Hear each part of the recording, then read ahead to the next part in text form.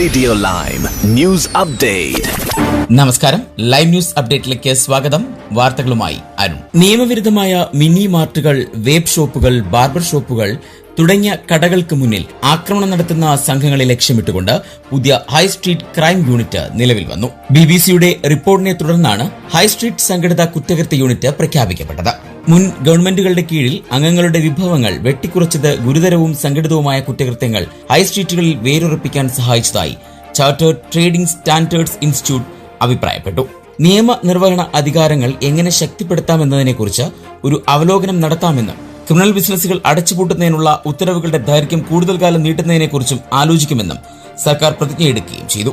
സർക്കാർ പദ്ധതികൾ പ്രകാരം അടുത്ത 3 വർഷത്തിനുള്ളിൽ പോലീസിന്റെയും വ്യാപാര മാനദണ്ഡങ്ങളുടെയും കർശന നടപടികളുടെ ഭാഗമായി കടകൾ, റെയ്ഡുകൾ, അടച്ചുപൂട്ടലുകൾ, പണം പിടിച്ചെടുക്കൽ എന്നിവ നേരിടേണ്ടി വരും. ഏകദേശം 20 മില്യൺ പൗണ്ട് ഫണ്ട് NCAയിലേക്ക് പോകും. കൂടാതെ Greater Manchester, West Midlands, Essex, Kent സേനകളിലെ 3 ഹോട്ട്സ്പോട്ട് മേഖലകളിലായി 75 പുതിയ പോലീസ് ഉദ്യോഗസ്ഥരെ നിയമിക്കും.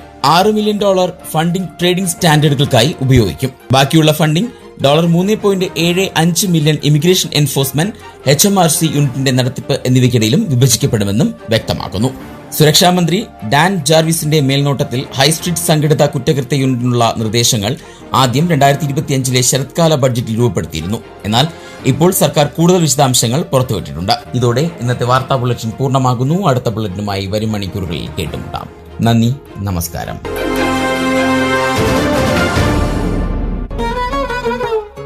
കൂടുതൽ വാർത്തകൾക്കും വിശേഷങ്ങൾക്കുമായി റേഡിയോ ലൈം ആപ്പ് ഡൗൺലോഡ് ചെയ്യൂ. പ്ലേ സ്റ്റോറിൽ നിന്നും ആപ്പ് സ്റ്റോറിൽ നിന്നും.